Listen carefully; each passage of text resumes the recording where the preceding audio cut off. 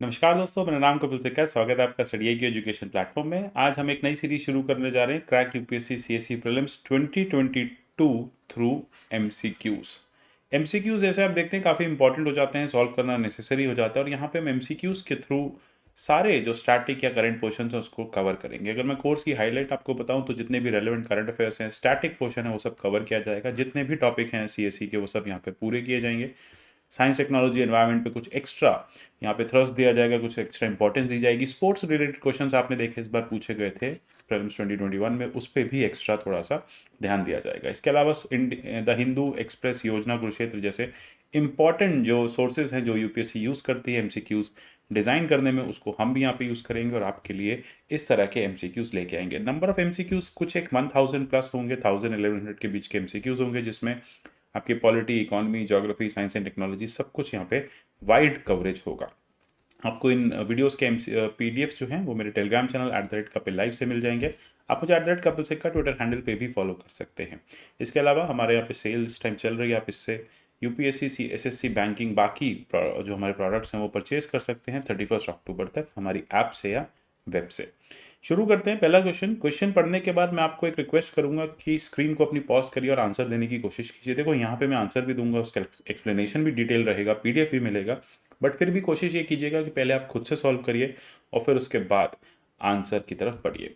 तो देखो सबसे पहला क्वेश्चन है, the communal award a scheme of representation of minorities is introduced by. किसने इसको इंट्रोड्यूस किया था? स्क्रीन को पॉज कीजिए और आंसर देने की कोशिश कीजिए। कम्युनल अवार्ड काफ़ी फेमस था, आपको याद होगा। यहाँ पे रैमसे मैकडोनल्ड जो आए थे उन्होंने एक कम्युनल अवार्ड दिया था, वहाँ से ये आया था। तो वहीं से हम कहते हैं इसको कम्युनल अवार्ड है। अब आइडिया क्या था कि एक सेपरेट इलेक्टोरेट जो है, Muslim, Sikh, Indian Christians, Anglo Indians, Europeans, ठीक है, साथ ही साथ डिप्रेस क्लासेस SC STs के लिए भी किया जाएगा। इसको लेकर आपको याद होगा गांधी की नाराज़गी भी थी और इसकी वजह से आपको एक पूना पैक्ट भी होता दिखेगा। तो याद रखिएगा कम्युनल अवार्ड जो है वो रैमसे मैकडोनल्ड के थ्रू इंट्रोड्यूस किया गया था 1932 में। ठीक है, तो ये चीज़ हो गई। ABC गलत है, D जो है इसका करेक्ट आंसर है। चलते हैं क्वेश्चन नंबर 2 की तरफ। Which of the following is are the functions of constitution. NCERT के क्वेश्चन से बहुत बेसिक और इसी तरह के क्वेश्चन यूपीएससी में पूछे जा रहे हैं। कोशिश कीजिए ध्यान से इनको समझिए, सॉल्व करने की कोशिश कीजिए। जैसे कि कॉन्स्टिट्यूशन के क्या क्या फंक्शंस होते हैं, ये एक बेसिक सेट ऑफ रूल्स देता है, बेसिक रूल्स देता है जो मिनिमम कोऑर्डिनेशन करता है सोसाइटी के साथ, मेंबर्स के बीच में। To specify who has the power to make decisions in a society, ये बताता है किसके पास पावर्स होंगी।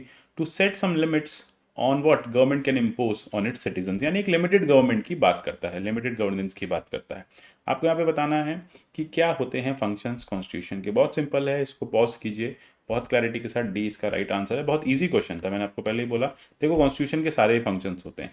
सरकार के लिए रूल डिफाइन करना, ठीक है, डिसीजन सरकार लेगी, ये बात कॉन्स्टिट्यूशन में लिखा हुआ है। और लिमिटेड गवर्नेंस की बात भी करते हैं कि सरकार किस हद तक हमारे राइट्स जो है वो ले सकती है।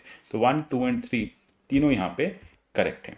तो आप देख रहे हैं कि जो फंक्शंस हैं यहाँ पे मैंने डिटेल में दे दिए, आप इसको PDF डाउनलोड करके पढ़ सकते हैं। सरकार हमारे राइट्स को ट्रेसपास नहीं करेगी, एक जस्ट सोसाइटी बनाने में हेल्प करेगी। तो ये सारी चीज़ें जो हैं वो इंपॉर्टेंट हो जाती हैं।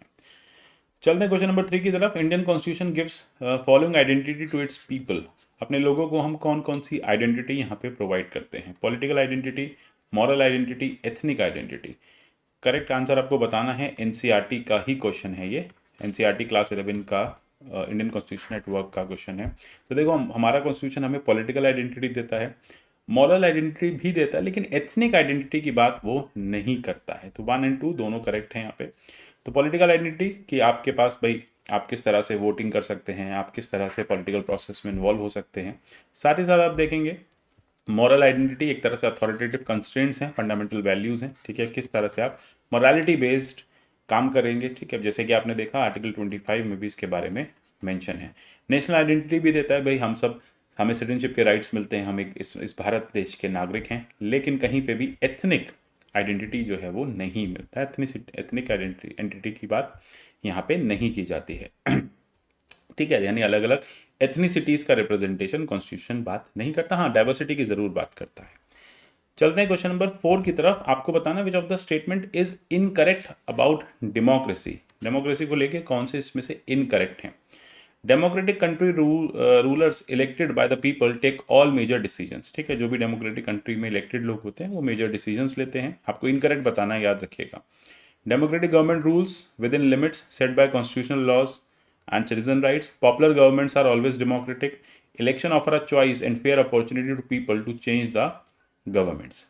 देखो इनकरेक्ट बताना है डेमोक्रेसी में, एक एक स्टेटमेंट समझने की कोशिश करते हैं। यहाँ पे आप देख रहे हैं डेमोक्रेटिक कंट्री के केस में इलेक्टेड पीपल जो है वो सारे डिसीजंस लेते हैं, बात बिल्कुल सही है, ठीक है, तो ये आप फेज आउट कर देंगे। Democratic government rules within the limit set by constitutional laws and citizen rights, अभी हमने देखा यही कॉन्सेप्ट है लिमिटेड गवर्नमेंट्स का, है ना। तीसरा हम देखेंगे popular governments are always democratic, ऐसा नहीं है, ठीक है, बहुत सारे किंग्स भी हैं जो पॉपुलर रहे हैं। नॉर्थ कोरिया के किंग अब वहाँ पे बहुत पॉपुलर है, ठीक है, तो ये रॉन्ग है। इलेक्शन आपको एक चॉइस देते हैं सरकार बदलने का, ठीक है, तो सी जो है आप देखेंगे यहाँ पे मार्क करके आएंगे क्योंकि पूछा गया आपसे इनकरेक्ट, तो सी इज द राइट आंसर। चलते हैं क्वेश्चन नंबर 5 की तरफ। What can be the negative consequences of democratic government. देखो डेमोक्रेसी के कुछ नेगेटिव पॉइंट्स भी होते हैं, ये बात एनसीईआरटी से हमें पता चलती है। सबसे पहली चीज है it may lead to instability in the country, country में इंस्टेबिलिटी लेके आ जाती है। दूसरा है there is no scope for morality, क्योंकि एक पॉलिटिकल कॉम्पिटिशन होता है तो मोरालिटी नहीं होती है। Degrades the quality of decision making. It leads to corruption for it is based on electoral competition. देखो बहुत सिंपल है, इस तरह के स्टेटमेंट्स को ना हम एलिमिनेशन से भी निकाल सकते हैं। सबसे बड़ी बात है कि आपको ये बात पता है कि डेमोक्रेसी होती है क्या। डेमोक्रेसी डिसीजन मेकिंग को बेटर करती है, क्योंकि मल्टीपल डिसीजंस होते हैं, बहुत सारे स्टेक होल्डर्स होते हैं, तो फिर वाद विवाद से काफ़ी बेटर जो है डिसीजन मेकिंग हो पाती है। तो ये डिग्रेड नहीं होगा, ये आप कह सकते हैं कि ये फॉर होगा डेमोक्रेसी के, कि अच्छी चीज़ है कि डेमोक्रेसी जो है वो डिसीजन मेकिंग को बेटर करती है over the time. Third is wrong, अगर थर्ड रॉन्ग है तो इससे आप क्वेश्चन को एलिमिनेट कर पाएंगे और बी जो है वो करेक्ट आंसर निकलेगा। जैसे कि it may lead to instability होता हमने डेमोक्रेसी में देखा है, क्योंकि इफेक्टिव डिसीजन मेकिंग कभी नहीं हो पाती तो इंस्टेबिलिटी हो जाती है। मोरालिटी का कोई स्कोप नहीं रहता, एक पॉलिटिकल कंपटीशन होता है, पॉलिटिकल पार्टीज एक दूसरे से फाइट कर रही होती है, हमेशा सत्ता की होड़ होती है। तीसरा है, चौथा है it leads to corruption for it is based on electoral competition. ये 2 और 3 जो है वो लगभग एक ही उससे निकलते हैं, इनका सेम इमरजेंस है, तो 1, 2 एंड 4 जो है वो इसका करेक्ट आंसर है। तो यहाँ पे आप देखेंगे कि मैंने क्लियर कट सारे वो दे दिए हैं पॉइंट्स, क्या फॉर है क्या अगेंस्ट है, इससे आप इस क्वेश्चन को सॉल्व कर सकते हैं। देन उसके बाद आगे चलते हैं। Next is the east India company territory in India were for the first time called British possessions in India. कौन से एक्ट ने पहली बार इनको ब्रिटिश पोजेशन कहा था, ठीक है, याद होगा आपको, पिट्स इंडिया एक्ट ने कहा था कि ब्रिटिश पोजेशंस हैं, याद रखिएगा। तो पिट्स इंडिया एक्ट जो है वो इसका करेक्ट आंसर है। ये फैक्चुअल चीज़ें हैं, इसको आप यहाँ पे पढ़ सकते हैं, बहुत सारे फीचर्स यहाँ पे दिए हुए हैं, कैसे कैसे पिट्स इंडिया एक्ट के फीचर्स यहाँ पे या रीजंस यहाँ पे हैं। नेक्स्ट देखते हैं consider following statement with regard to charter act of 1813। 1813 के चार्टर एक्ट की बात हो रही है। It provided that governor general of Bengal would also be commander in chief. It abolished trade in monopoly of company in India and China. Incorrect पूछा है, दोनों ही यहाँ पे इनकरेक्ट हैं, क्योंकि ये जो है वो 1813 में इस तरह का चीज़ नहीं हुई थी, ये पहले ही हो गया था, ठीक है। और दूसरी बात है यहाँ पे सिर्फ मोनोपोली जो है वो इंडियन ट्रेड की ली गई थी, अबॉलिश की गई थी, टी और चाइना के ट्रेड में अबॉलिश नहीं हुई थी, सिंपल है। देन चलते हैं 8 की तरफ। The act change the designation of governor general of India to that of viceroy.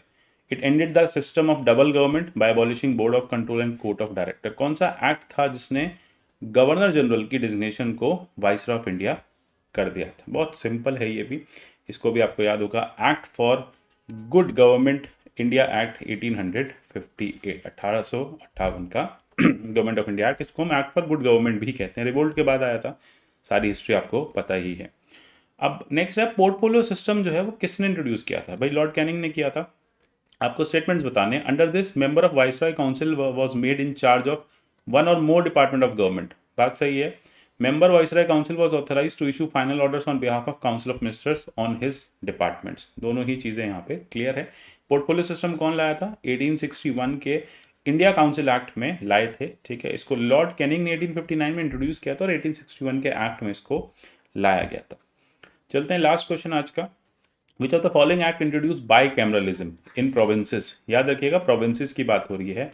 अब यहाँ पे बहुत सिंपल सा मैं बता देता हूँ, डायरकी हटा के हम बाई कैमरलिज्म लेके आए थे। कहाँ का लाए थे? बंगाल में लाए थे, यूनाइटेड प्रोविंसेस में लाए थे, ठीक है। तो इंपॉर्टेंट बात हो जाती है कि कौन से एक्ट से लाए थे, तो हम इसको लाए थे 1935 के एक्ट से, ठीक है। तो डी जो है इसका करेक्ट आंसर होगा, क्योंकि अगर यहाँ पे 1935 का गवर्नमेंट ऑफ इंडिया एक्ट होता तो आंसर सही होता।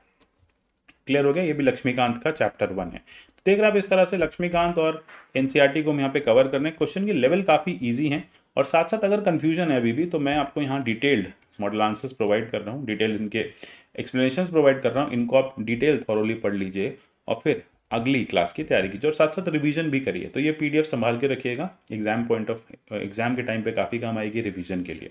तो मिलते हैं अगले सेशन में, आशा करता हूँ कुछ सेशन आपको अच्छा लगा होगा। कुछ आप इंप्रूवमेंट्स इसमें चाहते हैं, कुछ और एडिशंस आप चाहते हैं, तो मुझे कमेंट सेक्शन में ज़रूर बताइए, वो मैं ज़रूर इनकॉर्पोरेट करूँगा, क्योंकि अभी हमें लगभग 100 से 110 सेशंस इसके लेके आने हैं। तो मिलते हैं अगले सेशन में, तब तक के लिए goodbye, take care and God bless you all.